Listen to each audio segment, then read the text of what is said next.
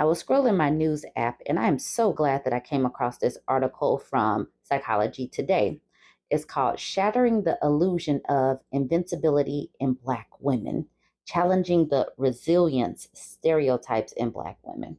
I am so happy that I have come across this article because that stereotype is crushing Black women and we need to be done with it. So let's get into this article. Before I start, though, I am so thankful that Black women are able to address our needs and write things for us. And it doesn't have to be filtered through the mouth and the brain of a white man. We can see our needs and address them. And I'm so happy for the shift that is here. So these are the key points in this article. Black women's mental health needs to be redefined. True resilience should not be about enduring hardship without complaint. It should encompass the ability to seek help, rest, and practice self care. I am so happy about this. The song I'm Not Your Superwoman by Karen White, though released in the 80s, still provides a framework for challenging the commonly celebrated notion of resilience in Black women. It also highlights important concerns about the burdens placed on Black women by societal expectations. The expectation of resilience can lead to an excessive emotional and psychological burden. Black women are frequently expected to shoulder not only their own struggles, but also those of their family and communities without adequate support. The pressure to be resilient can have detrimental effects on their physical and mental health.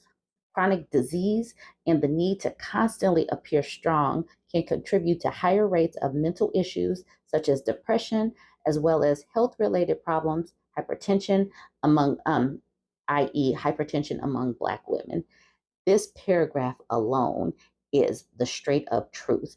So much so that that's the reason why we're talking about self care and boundaries and pulling back consistently because we have been programmed to take on so much and it is crushing our bodies and our minds. And that's one of the reasons why so many of us are so unhealthy because we have been pouring so much into every other person, organization, job, but not into ourselves, and it's taking a toll. Black women's experiences are diverse and cannot be encapsulated by a single narrative of resilience. It is essential to recognize the individuality of our struggles and successes rather than homogenizing our experiences under the banner of resilience. Dr. E, a Black woman, shares her story below as an example of how resilience can sometimes divert our attention from vulnerability, struggles, and the need for mental health support. Dr. E's struggle with mental health as an African American woman. She says, during my doctoral studies, I was completely immersed in both classes and lab work. These characteristics are not uncommon for persons in both my field of work as well as other similar areas of study. The issue for me was that I was so occupied with my PhD that there was little to no room for a social life, interaction with friends, or items outside of this goal. I transitioned to increasing my standing and becoming a recognized engineer within my corporation with little to no interest in relationships. This was my definition of ambition and normality to me until a relative came to visit about 5 years into my industry tenure. She was a psychologist, and she and a friend mentioned that I should be evaluated for depression. Instead of following her advice, I was angered by her suggestions. The anger was manifested by my ego. After all, how could someone like me be mentally ill? I worked in another country for 4 years into my career.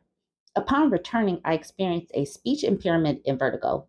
2 to 3 years later, I discovered that I had multiple sclerosis for many years as well.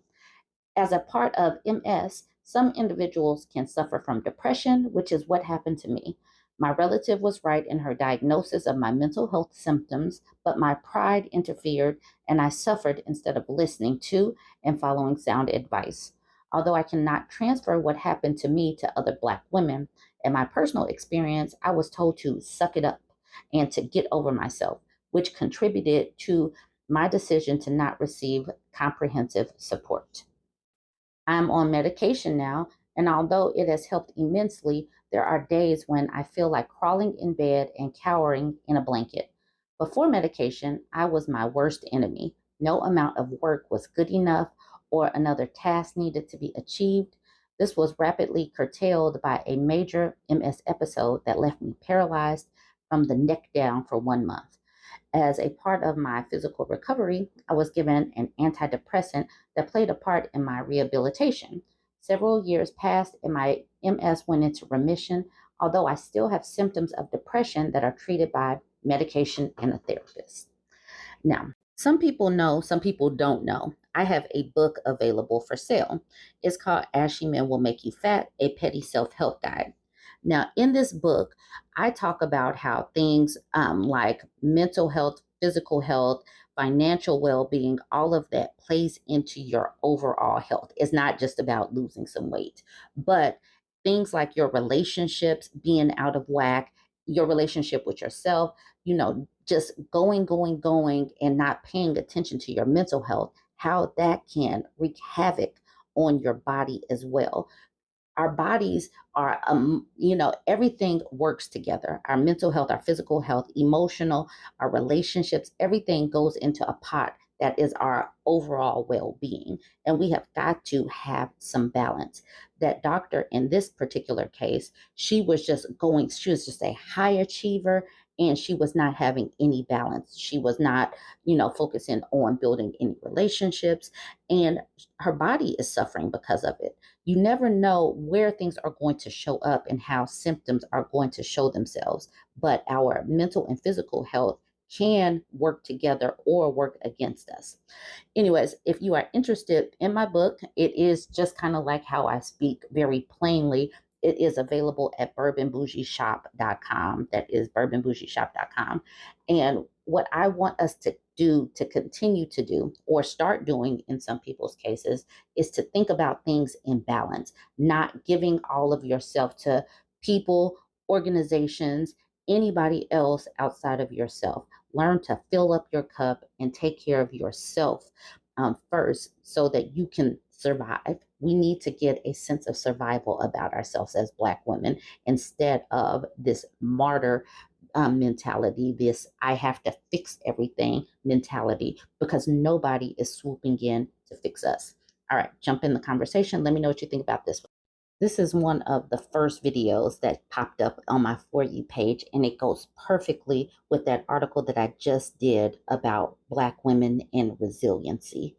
This woman says she is quitting teaching. It is not good for her mental health right now, the space that she's in. She said that she has been cursed at by both students and parents. These teachers are not getting the support that they need. Instead of parents parenting, this woman is having to parent in the classroom, which is taking away from her job, what she is supposed to be doing, which is teaching students. She said instead of parents working with her to solve the problems with their children, she's saying that they are asking, what did you do to make them upset? Now, how is a person supposed to juggle teaching and disciplining?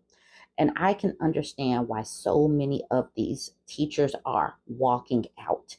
Women are choosing themselves. They are not allowing these students, these jobs, these parents, the administration, the culture, the political environment to beat them down. And parents are it's like individually, what they are doing is going to impact the whole community and our whole country, because they are not disciplining within the household, and it is going to spiral into a bigger problem, because in her comment section there are so many other people that are saying, I feel you, I understand, I'm doing the same, I quit too. And in many of these helping jobs, you guys can see the healthcare field is being impacted by women walking away. Teaching, these caring professions are burning women out and they are walking away. And if people don't start paying attention to what is going on, everybody is going to be impacted.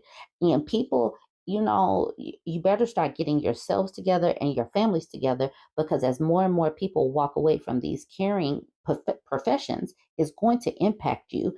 So it's going to impact people at a on an individual level when students have way more students in a classroom than usual.